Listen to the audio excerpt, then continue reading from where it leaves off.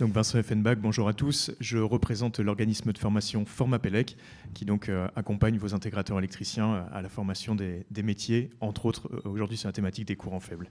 La formation joue aussi un rôle central. J'aurais tendance à dire même prédominant.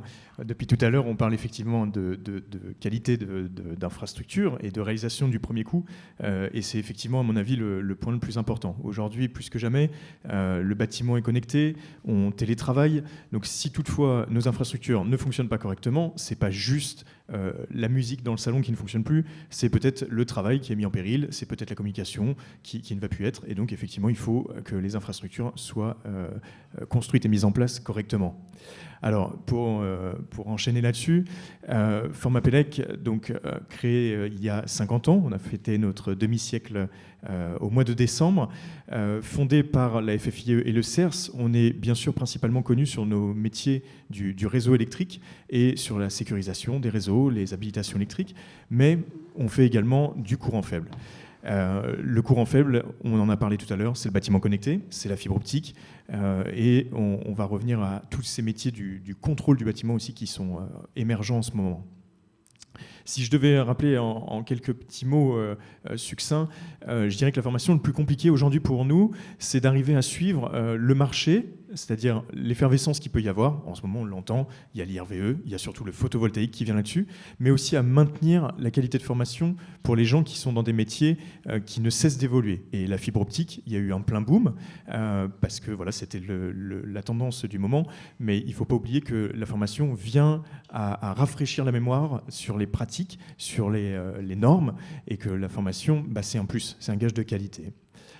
Alors, pour bien commencer, le célèbre quiz. Petite question du moment. Voilà, on a un petit quiz effectivement pour nous mettre en éveil intellectuel. Donc il y a une question, selon vous, dans quelle ville a eu lieu la première expérience FTTH ? C'est ça, hein ? Exactement. Je ne savais pas que... Ah oui, on a l'info en tout cas. Paris, Marseille, Biarritz ou Lille. Voilà. Alors il y a Marc qui a la réponse. On va laisser le public voter. 5 secondes. 4, 3... 2, 1, 0. Allez, Benjamin, on va afficher les résultats pour vous, cher public, qui est à distance. Voilà. C'est Lille qui gagne. Marc, alors, c'est quoi la bonne réponse ? Peut-être on va laisser. Non, Marc a raison. Je ne saurais pas dire. Hein. Ce n'est pas Lille. Alors, je n'ai rien inventé. Hein. Notre ami Google nous aide beaucoup sur l'historique. Donc, la première ville à avoir mené cette expérience, c'est Biarritz. Au début des années 80, donc je ne saurais peut-être pas faire aussi bien la genèse que Marc, mais c'était le premier test mondial à l'échelle d'une ville où les principaux services qu'on apportait donc aux administrés étaient la visiophonie, la télévision et déjà à l'époque la VOD pour mener ça donc en expérience. Donc on se rend compte que c'était il y a bien longtemps. Pour ma part, je suis pas trop vieux, mais je n'étais pas encore né. Donc voilà, ça prouve à quel moment ça a été lancé. Donc ça, c'était pour le petit quiz qui m'amène à vous dire, donc Formapelec, bien évidemment, propose des formations qui sont reconnues et qui permettent aux entreprises d'être qualifiées.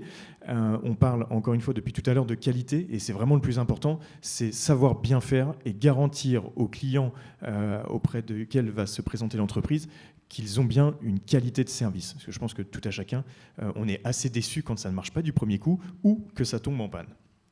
Donc on répond à des référentiels et bien évidemment Formapelec est reconnu Calliope et AFAC pour ces formations. Je vais vous donner quelques grands noms. Le but n'est pas de faire la présentation du catalogue, mais plus de vous expliquer un peu la démarche. Sur les réseaux de communication, Formapelec propose bien évidemment plusieurs formations, dont celles qui sont présentes à l'écran, donc le réseau de communication dans le bâtiment industriel et tertiaire, avec certains modules qui vont de la mise en œuvre et raccordement de la fibre jusqu'à ce qu'on était en train d'évoquer, les mesures, savoir dépanner, analyser les pannes. Donc ces formations se passent sur un nombre de jours qui sont présentés là, entre autres à l'écran, et qui viennent donc permettre aux équipes de se rafraîchir sur les formations initiales qu'ils auraient eues. Ça vaut pour le résidentiel aussi, hein, je vois. Tout à fait, oui, okay. Exact. Alors, deuxième partie, donc la partie raccordement, déploiement THD. Donc là, on est vraiment sur l'élaboration de la fibre dans le bâtiment jusqu'à la colonne, jusqu'à l'arrivée donc chez la personne qui a souscrit à son abonnement, et après au dépannage et maintenance. Je vais vous donner quelques chiffres en graphique.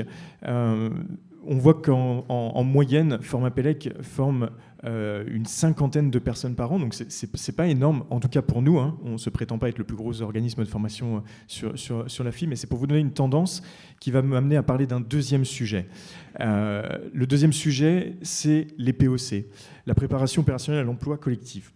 Là, on a des entreprises qui nous demandent de former leur personnel de façon à ce qu'ils soient vraiment proactifs. Parce qu'une formation, on intervient sur une thématique bien précise, mais ce n'est pas pour ça que la personne est opérationnelle sur le terrain. Le plus dur aujourd'hui pour les entreprises, c'est le recrutement, c'est de garder leur personnel, mais c'est surtout d'avoir du personnel qualifié qui sache intervenir sur tout le périmètre d'intervention. Donc nous, notre force chez Formapélec, c'est cela, c'est d'accompagner les entreprises en leur présentant du personnel qualifié avec tout le périmètre d'intervention autour de la thématique principale. Donc entre autres, ça peut être du travail en hauteur, ça peut être du CACES, pour permettre justement d'avoir une formation le plus complète possible. Oui, donc ça c'est une formation là, pour tous les métiers qu'on a décrits précédemment. Tout à fait.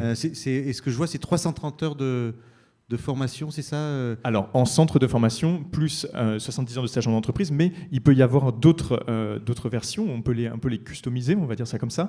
Et dans ces 330 heures, on vient, pourquoi pas, faire un peu à la carte en formation en fonction des besoins des entreprises. Oui. Et il y a une base, finalement, il y a un prérequis avant de commencer cette formation ? Alors pas forcément, on s'adresse entre autres avec les POC sur des gens qui sont en reconversion professionnelle et qui donc du coup vont justement tout apprendre. D'où l'intérêt de voir les différentes thématiques parce que certains, je vais un peu exagérer mes propos, mais n'ont peut-être jamais fait d'électricité de leur vie et vont demain vouloir choisir cette formation. Donc c'est pour ça qu'on les accompagne sur tout ce qui va autour aussi. Alors je vais vous montrer quelques chiffres qui sont un peu plus intéressants du coup. On voit quelle est l'évolution des demandes en termes de POC. Encore une fois, je pense qu'on répond à une problématique qui est générale en ce moment, c'est d'avoir des gens qui sachent tout faire du jour au lendemain. On est dans un monde où tout va toujours plus vite. La formation, c'est pas le plus sexy du monde pour ceux qui nous écoutent. On fait perdre du temps à vos employés, ça vous coûte de l'argent, ils se déplacent. C'est jamais très sympa pour un entrepreneur que de voir ses effectifs partir. Donc, oui, mais c'est aussi, je vous fais la vente. La pub, merci. La pub, c'est aussi, ça permet d'aller sur des nouveaux marchés. Ce que j'entends, c'est la qualité aussi, donc c'est des économies sur les coûts qui pourraient être induits par une mauvaise qualité. Donc finalement, j'imagine l'entreprise s'y retrouve, même si elle investit, elle s'y retrouve assez rapidement. Ah oui, bien sûr, mais on était en train d'évoquer tout à l'heure plusieurs thématiques et le président l'a rappelé. On parle aujourd'hui des problèmes énergétiques, donc les gens ont entendu parler des véhicules électriques, on part sur l'IRVE. Après, on entend, bah oui, mais on n'a plus d'électricité, alors il faut du photovoltaïque, donc on part sur le photovoltaïque. Et puis on oublie que tous ces systèmes, ils vont être interconnectés et entre autres, grâce à la fibre. Donc moi, merci pour cette belle publicité. Bien sûr, on en est les premiers convaincus, il faut continuer à former et à maintenir les intégrateurs électriciens. Pour autant, et malheureusement, ce n'est pas toujours gagné. Donc ça, ce sont pour les principaux chiffres donc des POC, encore une fois, qui montrent que les entreprises n'ont plus trop de temps à perdre, très clairement, et veulent des gens opérationnels. Donc clairement, pour revenir un petit peu sur ce qu'on a présenté, les POC donc, bousculent l'activité en 2019. 2015, c'est pas le tout début chez Formapélec, mais presque, c'est 44 stagiaires par an, donc c'est rien, hein, très clairement. Encore une fois, on ne se revendique pas être le plus gros organisme de formation en courant faible, mais on voit une année record en 2022 sur les POC avec 294 personnes formées et seulement 51 stagiaires. Donc encore une fois, le message que je voulais faire passer, c'est que la faculté de Formapélec, c'est de construire des formations qui répondent aux besoins des entreprises et non pas juste à proposer des stages, voilà, comme ça, thématique par thématique et point par point, même si on le fait bien évidemment. Oui, parce qu'il faudrait, ce que vous disiez, il ne faut pas avoir une...